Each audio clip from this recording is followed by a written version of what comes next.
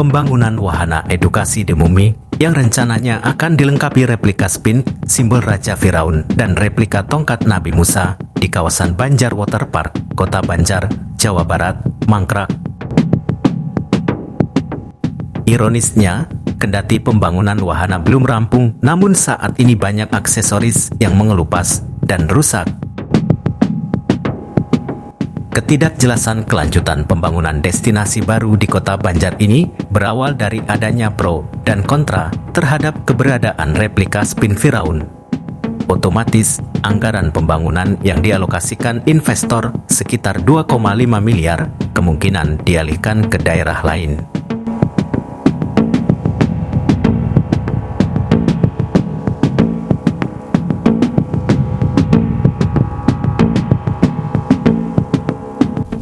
Bismillahirrahmanirrahim. Assalamualaikum warahmatullahi wabarakatuh. Selamat pagi, salam sejahtera untuk para kabar priangan semua. Sampurasun. Saya Muhammad Ridwan dari Kabar Priangan. Kali ini hendak menyampaikan sedikit pemikiran tentang fenomena-fenomena yang menjadi isu-isu pemberitaan di media Kabar Priangan, khususnya yang menurut kami dinilai menarik dan ini juga perlu pemikiran bersama.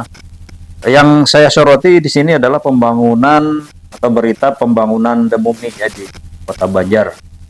Pembangunan The Mummy yang disebut-sebut sebagai destinasi wisata baru di kawasan Banjar Water Park di Kota Banjar.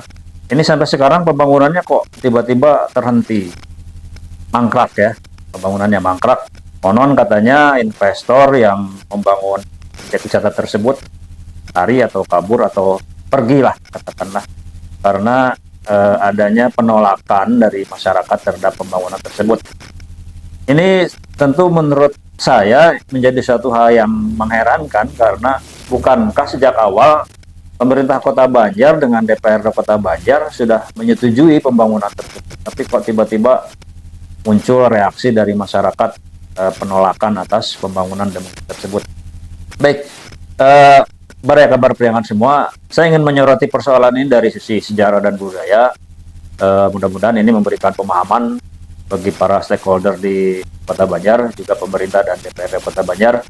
Jadi begini, penolakan masyarakat terhadap pembangunan The Mummy dengan alasan bahwa The Mummy menyuarakan atau mengkampanyekan Firaun katanya ya. Karena di situ patung Firaun didirikan dengan atribut-atributnya sehingga dianggap bahwa itu sebagai sebuah propaganda negatif untuk masyarakat. Begini kabar priangan semua, bahwa sejarah dan kebudayaan itu tidak selamanya atau tidak semuanya mewariskan sebuah keberhasilan, sebuah prestasi, sebuah tingginya peradaban gitu ya. Jadi sejarah itu juga mendokumentasikan berbagai hal yang katakanlah kegagalan, intrik, pengkhianatan, apapun itu yang bernilai keburukan itu dicatat dalam sejarah. Jadi sejarah itu tidak mesti memunculkan hasil produk budaya dari tingginya sebuah peradaban, prestasi masyarakat zaman dulu, tidak seperti itu. Contoh lain itu misalkan kepemimpinan Mustafa Kemal Atatürk yang sekarang makamnya ada di sana ya. Jadi bagaimana dia secara zalim dulu terhadap umat Islam, kemudian makamnya yang katanya ditolak oleh bumi itu sampai sekarang dilestarikan. Bukan berarti bahwa dengan melestarikan makamnya tersebut lantas mempropagandakan suatu keburukan kepada masyarakat, kan tidak seperti itu. Jadi banyak hal dari kegagalan-kegagalan peradaban zaman dulu yang juga mesti didokumentasikan, mesti dikonservasi, mesti dipelihara sebagai sebuah tinggalan sejarah ya.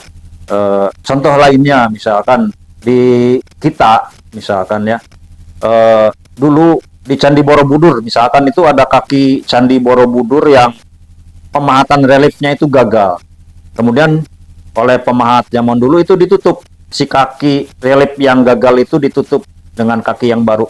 Oleh sekarang para arkeolog kemudian itu dimunculkan kembali, ditunjukkan kepada publik bahwa dulu juga masyarakat budayaan masyarakat saat itu juga pernah mengalami kegagalan. Ada lagi kepala-kepala patung-patung kepala Buddha yang tidak selesai pemahatannya, itu didokumentasikan, diarsipkan, dikonservasi, sehingga mewariskan sebuah kebudayaan, sebuah sejarah kepada kita bahwa dulu juga masyarakat pernah gagal. Jadi seperti itu sejarah budaya itu. Tidak selamanya harus mewariskan tingginya sebuah peradaban, keberhasilan, prestasi dari sebuah kebudayaan, tidak seperti itu. Nah, dalam konteks pembangunan The Mummy, masyarakat, pemerintah, DPRD harus memahami bahwa ketika The Mummy itu dibangun, bukan berarti bahwa itu mempropagandakan ajaran-ajaran Fir'aun, kan tidak seperti itu. Tapi The Mummy, Fir'aun dikonservasi, dilestarikan untuk memberikan ibrah, sebuah pelajaran kepada masyarakat bahwa pada saat itu ada sebuah kezaliman dalam masa kepemimpinan Fir'aun yang harus kita ambil hikmahnya, gitu kan, seperti itu. Jadi intinya bahwa pembangunan The Mummy di Banjar ini tidak selayaknya menjadi suatu yang negatif di Kota Banjar. Masyarakat harus belajar memahami sejarah dan kebudayaan dan bisa mengambil hikmah yang positif di balik itu semua.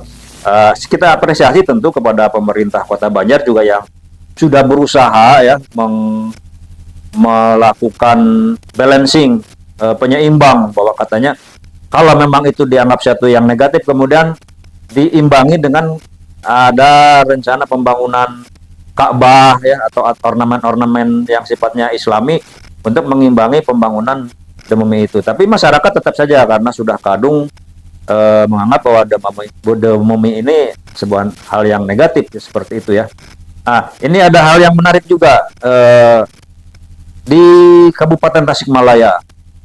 Ini dulu ada temuan ya di wilayah timur Kabupaten Tasikmalaya, tepatnya di Desa Cilangkap. Itu ada terowongan di bawah tanah,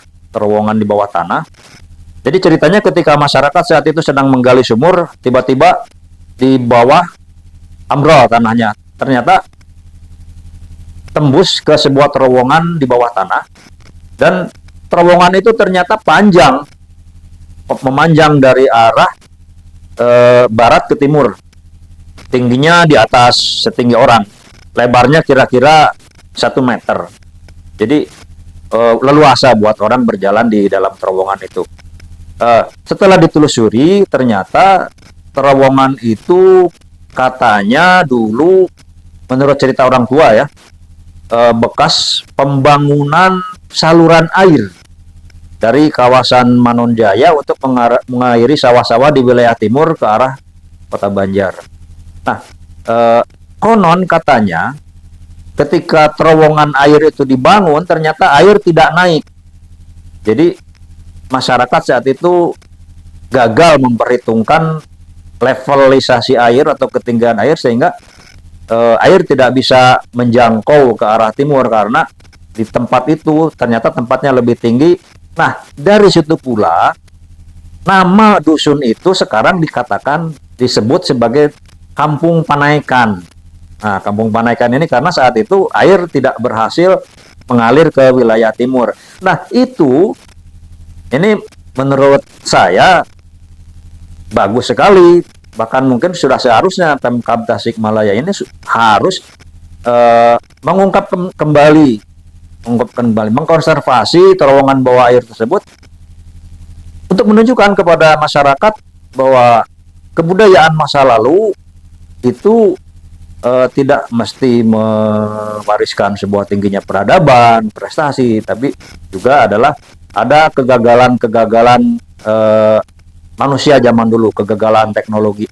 Tapi minimal secara toponimi itu menjadi bukti toponimi asal-usul nama daerah Dusun Panaikan di tempat tersebut, sejarahnya seperti itu.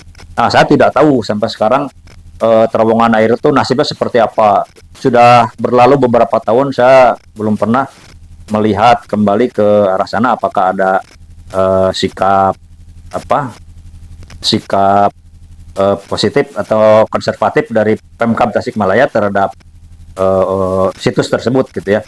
Nah, ini sedikit pemikiran dari saya mungkin ya terkait dengan pembangunan Damumi di Kota Banjar. Mudah-mudahan dengan uraian barusan ini memberikan pemahaman bahwa kita bisa lebih terbuka terhadap kebudayaan di masa lalu, kemudian juga lebih terbuka terhadap investasi yang masuk. Ini sangat disesalkan sekali ya, sangat ironis sekali dengan upaya Pemkab Banjar untuk meningkatkan terus menggelontorkan sebanyak-banyaknya investasi dari luar ke Kota Banjar, tapi tiba-tiba sekarang terjadi seperti ini. Ini sebuah presiden yang buruk. Nah, ini juga tapi di sisi lain pemerintah Kota Banjar mungkin harus ada semacam evaluasi juga. Mungkin di sini ada kekurangan sosialisasi kepada masyarakat sehingga masyarakat langsung meloncat pada kesimpulan, pada vonis bahwa pembangunan Damumi ini suatu hal yang negatif dan tidak seharusnya didirikan di Banjar. Nah, seperti itu tentu kita sesalkan ya pemikirannya seperti itu. Mudah-mudahan ini juga memberikan pemahaman kepada semua, bukan saja untuk Pemkot Banjar tapi juga untuk masyarakat secara umum. Mudah-mudahan apa yang saya sampaikan ini berguna ya untuk semua kalangan, sebuah kajian dari sisi budaya, sejarah dan budaya, di mana bahwa dalam Al-Quran pun sebetulnya itu mendokumentasikan. Al-Quran itu mendokumentasikan seluruh peristiwa sejarah di masa lalu, baik yang positif maupun yang negatif. Begitupun sejarah-sejarah kebudayaan Indonesia itu menuliskan cerita-cerita bukan hanya sebuah prestasi keberhasilan, tingginya peradaban, tidak seperti itu. Ada intrik-intrik di kerajaan, itu dimunculkan dalam sejarah kebudayaan Indonesia. Untuk apa? Untuk ibrah, untuk pelajaran untuk kita, mengambil hikmah, jangan sampai kita terjebak untuk melakukan hal yang sama, melakukan hal-hal negatif seperti yang pernah ditunjukkan oleh masyarakat dulu. Itu tujuan sejarah itu seperti itu, sejarah kebudayaan itu. Baik, terima kasih Baraya Kabar Priangan semua, mudah-mudahan memberikan manfaat untuk kita semua. Saya Muhammad Ridwan dari Kabar Priangan, demikian wabillahi taufiq wal hidayah. Wassalamualaikum warahmatullahi wabarakatuh.